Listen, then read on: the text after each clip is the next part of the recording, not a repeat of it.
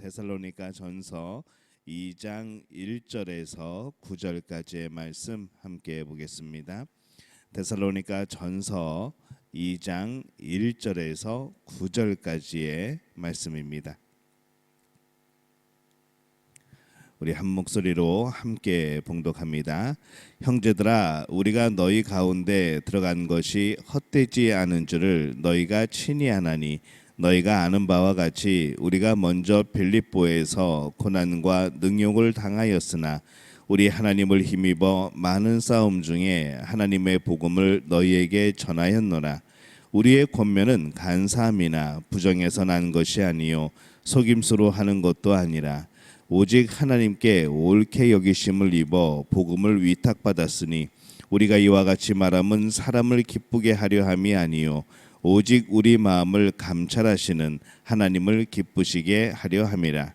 너희도 알거니와 우리가 아무 때에도 아첨하는 말이나 탐심의 탈을 쓰지 아니한 것을 하나님이 증언하시느니라. 또한 우리는 너희에게서든지 다른 이에게서든지 사람에게서 영광을 구하지 아니하였노라. 우리는 그리스도의 사도로서 마땅히 권위를 주장할 수 있으나 도리어 너희 가운데서 유순한 자가 되어 유모가 자기 자녀를 기름과 같이 하였으니 우리가 이같이 너희를 사모하여 하나님의 복음뿐 아니라 우리의 목숨까지도 너희에게 주기를 기뻐함은 너희가 우리의 사랑하는 자 됨이라.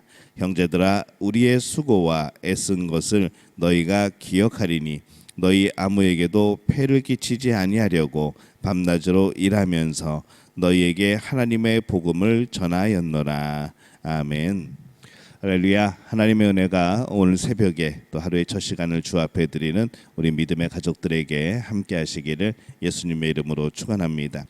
오늘 말씀은 이 데살로니가에서 이 바울의 어떤 사역에 대한 그런 내용을 담고 있습니다. 바울은 1장에서 이 데살로니가 교인들이 자신 일행을 본받아서 믿음의 길을 잘 가고 있다고 칭찬을 합니다. 하지만 이 데살로니가 교인을 가르친 기간은 한 3개월 정도밖에 되지 않습니다. 그렇기 때문에 조금 더 가르칠 필요가 있었고, 그래서 이 데살로니가에서 자신의 사역에 대해서 그 내용을 더 밝히는 내용이 바로 2장의 그런 내용이 되겠습니다. 이 바울은 자신의 사역이 어떤 공허한 것이 아님을 말을 합니다. 그래서 1절에 보면은 형제들아, 우리가 너희 가운데에 들어간 것이 헛되지 않은 줄을 너희가 친히 아나니 라고 말씀을 하죠. 이 헛된 것, 이것은 직역하면은 텅 빈 것, 이제 그런 뜻입니다. 이 바울은 앞에서 이 데살로니가 교회의 믿음의 역사 그리고 사랑의 수고, 이것에 대해서 칭찬을 합니다. 말이 아니라 하나님의 능력에 대해서 말을 하는 것이죠.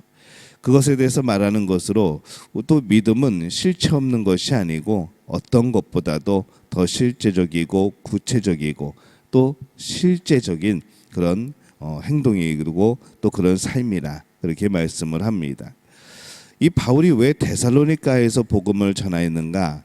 우리 2절 말씀에 보면은 너희가 아는 바와 같이 우리가 먼저 빌립보에서 고난과 능욕을 당하였으나 우리 하나님을 힘입어 많은 싸움 중에 하나님의 복음을 너희에게 전하였노라, 이렇게 말씀을 하죠.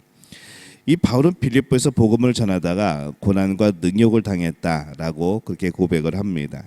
그런데 이 데살로니가에 와서 또 그 복음을 전하는 겁니다. 여전히 데살로니가에서도 많은 싸움이 있었고 또 많은 반대에 부딪혔고, 하지만은 그러한 가운데서도 이 바울은 하나님 안에 있었기 때문에 하나님 안에서 그가 전해야 될 이 복음을 담대하게 또 자유롭게 전한 것이죠. 사람들의 반대에 굴복당하지 않았습니다. 계속 믿음의 일을 했습니다. 그렇게 하나님의 일을 흔들리지 않고 하기 위해서는 하나님 안에서 모든 것을 행해야 되는 것이죠. 이 바울은 강조해서 말을 합니다. 3절에 보면은 우리의 권면은 이 간사함이나 부정에서 난 것이 아니요 속임수로 하는 것도 아니다라고 말씀을 합니다. 그들이 전하는 복음을, 또 그들이 복음을 전하는 것은 어떤 부정이나 속임수가 아니라는 것이죠. 뭐 간사한 그런 목적과 그런 의미가 있는 것도 아니라고 합니다. 당시의 거짓 철학자들이 그런 마음으로 지식을 전했습니다. 그래서 이 잘못하면은 복음을 전하고 듣는 것도 뭔가 그 안에 다른 꿍꿍이가 있고 또 이 복음을 전하는 것도 그 안에 다른 또 목적이 있는 것이 아닌가, 그렇게 오해될 수 있었던 상황이죠. 그래서 지금 바울이 이렇게 말함으로 인하여서 다시 한번 강조하면서 이것은 어떠한 속임수가 있는 것이 아니다라고, 이것은 진정한 진리의 말씀을 전하는 것이다, 그렇게 강조를 합니다. 거짓 철학자들은 사람을 기쁘게 하려고 합니다. 왜? 그래야 돈이 나오거든요. 근데 이 바울은 그렇게 하지 않습니다. 4절에 보면은 오직 하나님께 옳게 여기심을 입어 복음을 위탁받았으니 우리가 이와 같이 말함은 사람을 기쁘게 하려 함이 아니요 오직 우리 마음을 감찰하시는 하나님을 기쁘시게 하려 함이라, 이렇게 말씀을 합니다. 당시 어떤 사상이나 어떤 종교나 어떤 철학의 자들에 대해서 이 사람들은 후원을 합니다. 그 사람의 의견에 동조하는 사람들이 후원을 하고 또 뭐 후원회를 조직하고, 그래서 그 세력을 넓혀가는 것이죠.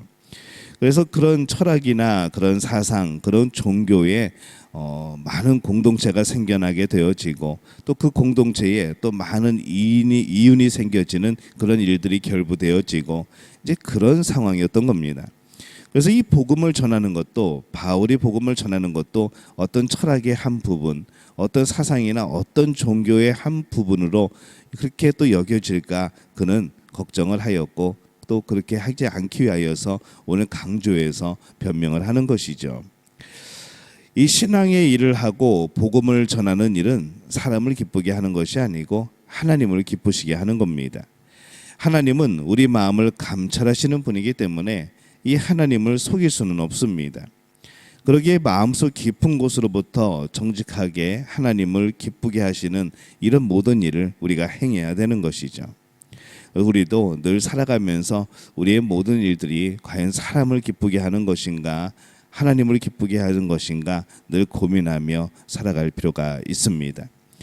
이 사람들이 하나님 앞에서 겸손하였다가도 또 사람 앞에서는 교만한 경우들이 많이 있음을 봅니다. 근데 이 바울은 그렇지 않았죠. 6절에 보면은 또한 우리는 너희에게서든지 다른 이에게서든지 사람에게서는 영광을 구하지 아니하였노라 라고 말씀을 합니다. 사람에게서 영광을 구하지 않았다라고 말을 합니다. 이 사람의 영광은 사람의 칭찬을 말하죠. 사람들에게서 존귀히 여김을 받거나 또 좋은 평판을 듣는 것에 그것에 목표와 중점을 두지 않았다는 겁니다. 오직 하나님 앞에 섰습니다. 사람들은 늘 사람들의 칭찬을 받는, 또 사람들의 영광을 얻는 그것에 유혹을 받게 되죠. 좋은 차를 타고 뭐 자신도 좋고 사람들도 높이 여기고 뭐 그러한 칭찬은 뭐 헛된 칭찬일 뿐입니다. 뭐 그것이 칭찬을 많이 받는다고 해서 무조건 좋다는 것은 아닌 것이죠. 이 바울은 사도로서의 권위를 내세울 수 있는 그런 위치에 있습니다. 근데 그렇게 하지 않습니다. 뭐라고 말씀하시는가 하면 7절에 보면은 우리는 그리스도의 사도로서 마땅히 권위를 주장할 수 있으나 도리어 너희 가운데에서 유순한 자가 되어 유모가 자기 자녀를 기름과 같이 하였으니, 이렇게 말씀을 합니다. 이 유순한 자, 이 더 다른 사본에는 어린 아이 그렇게 되어 있습니다. 뒤에 구절에서 유모로 비유하고 있기 때문에 이 만약에 유순한 자를 어린 아이로 만약에 해석을 하면은 약간 어색한 문장이 되어지죠. 그래서 그것을 유순한 자 이렇게 고친 것 같습니다. 그러나 이 바울은 여기서 자신을 두 이미지로 비유를 합니다. 어린아이와 유모, 이 두 가지 모습으로 비유를 하죠. 어린아이처럼 힘없고 순진하게, 또 유모처럼 참으로 너그럽게, 그렇게 지금 복음을 전하고 있는 자신의 모습을 그리는 겁니다. 하나님의 영광을 위하여서 사람에게 받을 권리를 포기하는 것이죠. 이 바울은 데살로니가에서는 권리는 포기하고 의무는 더 행했습니다. 8절에 보면은 우리가 이같이 너희를 사모하여 하나님의 복음뿐 아니라 우리의 목숨까지도 너희에게 주기를 기뻐함은 너희가 우리의 사랑하는 자 됨이라, 이렇게 말씀을 하죠. 이 복음만이 자신들의 목숨을 주는 것까지 기꺼이 하고자 한 것은, 복음뿐만 아니라 이 목숨까지도 주고자 한 것은 그들이 하나님 앞에서 사역을 하고 있기 때문에 그렇습니다. 사람 때문에 목숨을 주는 경우는 거의 없습니다. 우리는 이 하나님 때문에 목숨을 드리는 것이죠. 왜냐하면 이 생명의 주인은 하나님이시기 때문에 그렇습니다.